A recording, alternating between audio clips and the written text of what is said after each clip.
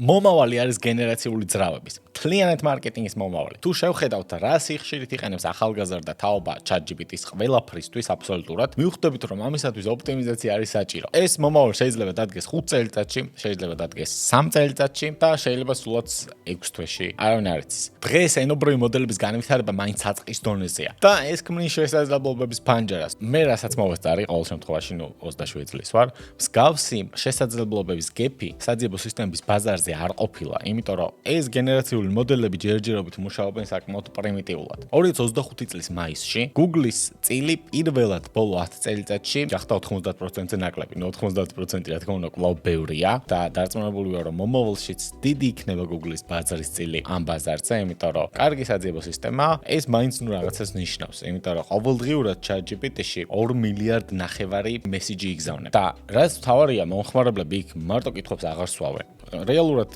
იქიდან მიღებული რეკომენდაციები ყიდულობენ. როგორც SEMrush-მა ჩაატარა კვლევა, კომერციული ქივორდების მომხმარებელთა განზრახვა კომერციული მიმართულებით ChatGPT-ში უფრო მეტია ვიდრე Google-ში. დღეისათვის Google-ის ძიებების 58% სრულდება კლიკის გარეშე. Google უკვე პირდაპირ შედეგებში გასცემს პროდუქციის რეკომენდაციებს. ძველი მიდგომა რომ საიტზე ვიღაც შემოვა და რაღაცას იყიდის, აღარ მუშაობს. ეხლა მთავარია რომ მოვხვდეთ AI-ის რეკომენდაციაში. დასაწყისში ვისაუბრებთ როგორ დავირანკოთ ChatGPT-ში, როგორ ურჩიოთ ჩვენი პროდუქტი ChatGPT მომხმარებელს, ხოლო შემდგომში კი როგორ შევცვალოთ მთლიანი მარკეტინგული სტრატეგია აქედან გამომდინარე. პირველ რიგში რა არის ამოსავალი წერტილი? ერთი კითხვა უდრის შესაბამის ენერგიას. ანუ ChatGPT-ს უნდა რომ მაქსიმალურად ნაკლები ენერგია დახარჯოს ოპერირებაში. როგორც ChatGPT-ის დამფუძნებელი სამელტმანი ამბობს, ChatGPT-ს ერთი მოთხოვნა მოიხმარს 0.34 ვატ-საათს და 6 მეასედ გალონ წყალს. და ასევე მან განაცხადა, რომ ხელოვნური ინტელექტის ღირებულება საბოლოოდ მიუახლოვდება ელექტროენერგიის ფასს და მისი გავრცელება დამოკიდებული იქნება ენერგიის რესურსებზე. ანუ ამას უნდა შევხედოთ როგორც ChatGPT-ის CEO-ს თვალებით. ანუ მთლიანად როგორ უყურებს სისტემას მის დეშბორდში რა ციფრებია პრიორიტეტული. აქედან გამომდინარე, როდესაც ChatGPT-ი ეძებთ, ის მაქსიმალურად მარტივად ცდილობს, რომ იყოს სასურველი პასუხი და შემდეგ ის მოგაწოდოთ. შესაძლებლობების ყველაზე დიდი გეფით სწორედ აქიმალება. ეს იმაზე მარტივია, ვიდრე საძიებო სისტემის ოპტიმიზაცია Google-ისთვის. მაგრამ SEO-ს გარეშეც დიდად არაფერი არ გამოვაჯერჯერობით. Thanks SEO-ში გვაქვს SEO Lab-ი. ეს არ არის რაიმე ქიმიური ლაბორატორია. უბრალოდ სპეციალისტები ვიკრიბებით, მსჯელობთ, ვიკვლევთ, ვატარებთ ექსპერიმენტებს და ვეცნობით სხვადასხვა საკითხებს. ბოლო რამოდენიმე თვე რა თქმა უნდა მუშაობთ ხელოვნური ინტელექტისთვის ოპტიმიზაციაზეც, რადგან გვჯერა რომ მანდ არის მომავალი და არა მარტო მომავალი, უკვე აწამყოც მანდ არის. და დღევანდელ ვიდეოში რაც გაგიზიარებთ, რეალურად ბევრი შრომის შედეგად დავადგინეთ და დარწმუნებულები ვართ ასევე რომ ერთ-ერთი პირველები ვართ მაგ მხრივაც. როგორ მუშაობს ზოგადად ChatGPT search-ი? როდესაც რაიმეს ეკითხებით, იმ კითხვას ხშირად, ძირითადად შლის რამოდენიმე საძიებო სიტყვად და შემდეგ ეძებს ჩვეულებრივად საძიებო სისტემაში, ძირითადად Bing-ში, იმიტომ რომ Bing-ის API-ს იყენებს. მაგალითად, თუ შევეკითხებით რომელია ყველაზე კარგი პროტეინი მშრალი კუნთის მოსამატებლად, პირველ რიგში ის ამას გადათარგმნეს ინგლისურად, შემდეგ API-ით დაუკავშირდება საძიებო სისტემას Bing-ს სავარაუდოდ, თუმცა მომავალში ეს შეიძლება რომ შეიცვალოს და იმედი მაქვს რომ შეიცვლება. ამას მოძებნის რამოდენიმე სხვადასხვანაირი keyword-ით, ზუსტად რა keyword-ებით ეძებს, რა თქმა უნდა მაგის გაგება შესაძლებელია. შემდეგ ნახულობს რამოდენიმე შედეგს, კითხულობს მოკლედ გარედან ან ტექსტის დასაწყისს, იღებს შედეგების top გვერდებს, ითვალისწინებს სხვადასხვა ავტორიტეტული წყაროების სიებს, რეიტინგებს, Clutch-ის, Good Firm-ის, Trustpilot-ის შეფასებებს, ან Google My Business-ის, ან Bing Place-ის შეფასებებს და აქედან გამომდინარე ურჩევს მომხმარებელს კონკრეტულ პროდუქტსა თუ სერვისს. ხშირად ცდება დღესდღეობით, რა თქმა უნდა, და არა აცდენილია ყველანაირ რეალობას მისი რეკომენდაციები, თუმცა ეს დღესდღეობით საკმაოდ სწრაფად ვითარდება. კარგი, მოკლედ როგორ დავირანკოთ ChatGPT-ში? პირველი, სიმარტივე, ანუ რას დასაწყისში ვილაპარაკე ენერგიის მოხმარებასთან დაკავშირებით. GPT-ს უნდა მივაწოდოთ პირდაპირ ის რაც უნდა, ანუ პირდაპირ პასუხები იმაზე, რასაც ეძებს. ის ვერ გადაამოწმებს და არ ამოწმებს მილიარდობით პასუხს, მათ ვალიდურობას, ან თუნდაც მომხმარებელთა შეფასების ვალიდურობას, ანუ პირდაპირ ის პასუხი უნდა მივცეთ, რაც მომხმარებელს სჭირდება და ეძებს.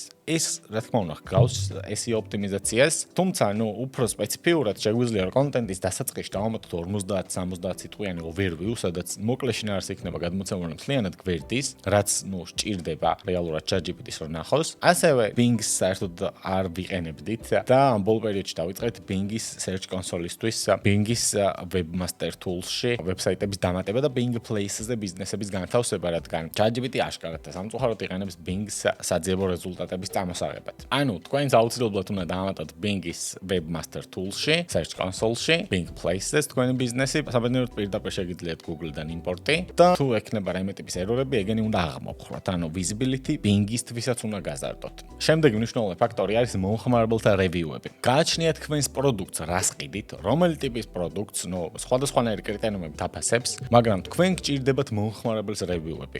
ვერ ადგენს რამდენად რეალურია, რამდენად სანდოა, არ ადგენს, არ მიყვება მაქამდე, არ ჩადის სიღრმეებში, თუმცა სხვადასხვა სტილის პროდუქტისთვის, სხვადასხვა პლატფორმაზე განთავსებული რევიუები უფრო უკეთესად მუშაობს. მაგალითად, რესტორნისთვის, ან კლინიკისთვის Google My Business-ის რევიუები იმუშავებს კარგად. პროგრამისთვის იმუშავებს Trustpilot-ის რევიუები. ყველა თითოეულ სფეროს თავისი ავტორიტეტები ხავს რევიუების კუთხით და თქვენ სწორედ თქვენი სფეროს ავტორიტეტზე უნდა დააგროვოთ ეგ რევიუები, რაც შეიძლება კარგი და რაც შეიძლება მეტი. ამჟამად ის მინუსები აქვს ChatGPT-ისთვის ოპტიმიზაციას, რომ ძალიან არასტაბილურია, სხვადასხვა მოდელები სხვადასხვა შედეგებს აჩვენებენ. ასევე შესაძლოა, რომ თქვენი რეალობა გაგიყალბოთ, თუ მიხვდება, რომ კონკრეტული კომპანია თქვენია და ხშირად ეკითხებით, რომ შეამოწმოთ, გარგდებთ თუ არა რეკომენდაციაში, შესაძლოა თქვენი კომპანია გირჩიოთ, მაგრამ სხვა მომხმარებლებს არ ურჩიოს. ასევე ახალი მოდელების გამოსვლისას, განახლებებისას, ძველი ცოდნა ან როგორც დატრენინგდება, ხანდახან ეკარგება ხოლმე, თუ დღეს გააკეთებთ ოპტიმიზაციას და რაღაცაზე თქვენს პროდუქტს ან თქვენს სერვისს ურჩევს მომხმარებელს, შესაძლოა დღესდღეობით ეგეთი მოცემულობა გვაქვს. ერთ თვეში ეს საერთოდ გაქრეს და თავიდან მოგიწიოთ ამის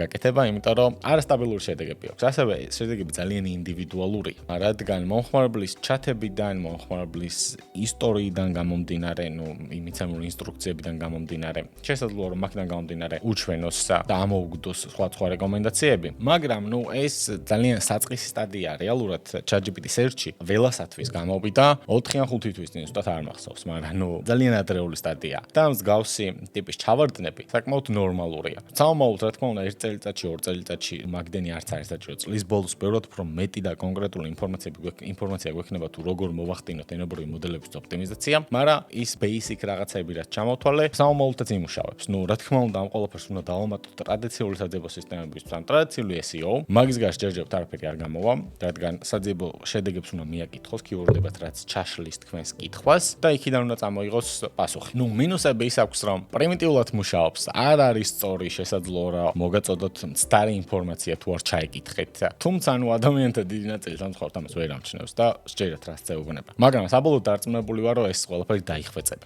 რეალურად მარკეტერის გონებაში უნდა შეიცვალოს რაღაცები, თქვენ თუ მარკეტინგს აკეთებთ, თუ აქამდე თქვენი მიზანი იყო, რომ მიგეღოთ ტრაფიკი და ძველი სტრატეგიები იყო მორგებული ტრაფიკის მოძიებაზე და ზრდაზე, უახლოეს მომავალში მთავარი იქნება, რომ AI რეკომენდაციაში მოხვდეთ. ანუ ბევრი ტრაფიკი აღარ ნიშნავს დღეს ბევრ შედეგს და თქვენი მიზანი აღარ არის მხოლოდ მომხმარებელი. დღეს თქვენი მიზანია, რომ ხელოვნურმა ინტელექტმა შეარჩიოს თქვენი პროდუქტი ან თქვენი ვებსაიტი. იმიტომ რომ რო დავაკვირდეთ, როგორია მომხმარებლის ქცევა. ადრეც გვხვდებოდა მსგავს ტიპის კიურდები, როცა მომხმარებლები რაღაც საუკეთესოს ეძებენ, მაგალითად საუკეთესო AI-ის ასწავლო კურსი, ან საუკეთესო რაღაცა, საუკეთესო კლინიკა. მსგავსი ტიპის მომხმარებლის ქცევა ადრე ყოველთვის იყო Google-ში და ამ კიურდებს ჰქონდათ კონკრეტული ძიებები, მაგრამ დღეისათვის ენობრივ მოდელებთან მომხმარებელთა ქცევა მთლიანად ამაზე გადაიწყო. ანუ ყველას რაღაც საუკეთესო უნდა, ყველაზე კარგი უნდა და მაგას ეკითხება. კარგი, რა უნდა გააკეთოთ, რამოდენიმე დამატებით პუნქტებს რო გავყოთ. პირველ რიგში ტრადიციული SEO რა თქმა უნდა საჭიროა და აუცილებელია, რადგან საძიებო სისტემებში უნდა იძებნებოდეთ, რომ გიპოვოთ AI-ი და შემდეგ ურჩიოს მომხმარებელს თქვენი თავი და რაც უკეთ პოზიციონირებთ, უფრო მაღალი ემის შანსი, რომ სწორედ თქვენ იქნებით ის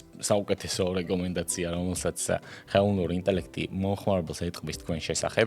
ჩემი აზრით, ენობრივი მოდელებისთვის ოპტიმიზაციის დაახლოებით 60 ან შესაძლოა 80%-იც კი SEO ოპტიმიზაციაზე გადის დღევანდელი მონაცემებით. იმიტომ რომ გამოგონილია უკვე საძიებო სისტემები და რაღაცა გამოიგონონ თავიდან ველოსიპედი, შეუძლიათ რომ იქიდან წამოღებული მონაცემები გამოიყენონ და დააფორმატონ თქვენთვის და მოგაწოდონ. ეს ბევრად უფრო მარტივია, ანუ საერთოდ სხვა მისია აქვს OpenAI-ს. საერთოდ სხვა მიმართულებით მუშაობს, უბრალოდ ეს ნაწილი მისი პროდუქტის ერთ-ერთი დამატებითი ფუნქციაა. ასევე გჭირდებათ უშუალოდ AI-ისთვის ოპტიმიზირებული კონტენტი, იმიტომ რომ როგორც თავიდან გავიარეთ ენერგიის მოხმარების მაგალითზე, ხელოვნურ ინტელექტს უყვარს მკაფიო სტრუქტურა, საკითხის დასაწყისშივე შეჯამება, უყვარს QA ტიპის კონტენტი, კითხვა-პასუხი, უყვარს როცა მკაფიოდ არის გამოყოფილი პარაგრაფები, ქვესათაურები, ასე შემდეგ. იდეაში კონტენტის გავს სტრუქტურას გარკვეული კორექტირებებით. რა თქმა უნდა, SEO-სთვისაც ვაკეთებდით, თუმცა ამ შემთხვევაში ეცადეთ რომ თქვენი კონტენტი და თქვენი გვერდი დაიწყოს რაც შეიძლება მაქსიმალურად კაფეო და კონკრეტული პასუხით. ასევე ზოგადად თქვენი ავტორიტეტი უნდა გაფანტოთ ყველგან სხვადასხვა ვებსაიტებზე, სხვადასხვა პრეს რელიზებში, სხვადასხვა პლატფორმებზე უნდა გქონდეთ რევიუები. იმისათვის რომ ხელოვნურმა ინტელექტმა თქვენი ბრენდი მანდაც იპოვოს არა მარტო თქვენ საიტზე მიღებული ინფორმაციას მხოლოდ არ დაეყრდნობა. ანუ სხვაებიც უნდა ამბობდნენ თქვენზე იმას, რაც გინდათ რომ ხელოვნურმა ინტელექტმა მომხმარებელს უთხრას ასევე თქვენზე. რა შედეგებსაც მიიღებთ საბოლოო ჯამში ამას ჭირდება მუდმივი მონიტორინგი, რაც უფრო რთულია ამ შემთხვევაში, იმიტომ რომ Google-ში, არსებობს ბევრი keyword tracking-ის ხელსაწყო და ბევრად უფრო მარტივი, რადგან ინკოგნიტო ბრაუზერით დაგუგლავთ და მიხვდებით რომელ პოზიციაზე ხართ, მაგრამ ამ შემთხვევაში მონიტორინგი ბევრად უფრო რთულია. არსებობს პასიანი ხელსაწყოები, Ahrefs-ის და SEMrush-ის AI toolkit-ები, რომელიც ნორმალურად მუშაობს, თუმცა ჯერჯერობით ისინიც სულ ახლა ხანს გამოვიდა და განვითარების პრიმიტიულ ფაზაშია და საკმაოდ ძვირი ღირს. კიდე რა უნდა შეცვალოთ ჩემი აზრით მარკეტერმა თავის გონებაში? უნდა აირჩიოთ ბრენდის მკაფიო პოზიციონირება. ანუ მომხმარებელმა უნდა იცოდეს, რას წარმოადგენს თქვენი კომპანია და AI-მაც უნდა იცოდეს. ანუ თქვენზე რაღაცა უნდა მეორდებოდეს ბევრჯერ სხვადასხვა წყაროში. მაგალითად, შესაძლოა რომ თქვენი კომპანია გამოირჩეოდეს სწრაფი მხარდაჭერით ან ყავდეს ინდუსტრიაში აღიარებული საუკეთესო ექსპერტები. რაღაც მიმართულება უნდა აირჩიოთ, რითაც მოახდენთ პოზიციონირებას ყველგან. ანუ წყაროებიც ამას ილაპარაკებენ თქვენზე, თქვენც იგივე ილაპარაკებთ თქვენს თავზე, მომხმარებლებიც ამას აღნიშნავენ. ანუ გჭირდებათ უნიკალური პოზიციონირება. შეიძლება იყოს ფასი, შეიძლება იყოს ხარისხი, შეიძლება იყოს სერვისი და მთლიანად მარკეტინგი უნდა ააგოთ შემდეგ ამ ერთი უნიკალური პოზიციონირების გარშემო.